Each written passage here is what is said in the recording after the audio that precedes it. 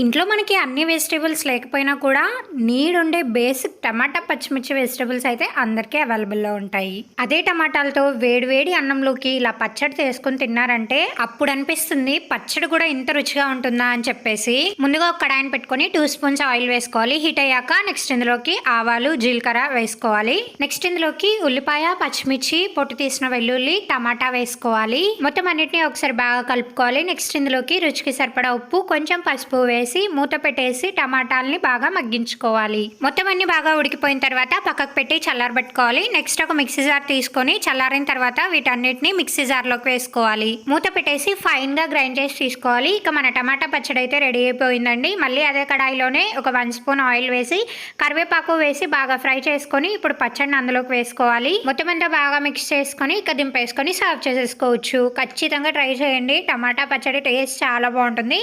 If you like my video please do subscribe.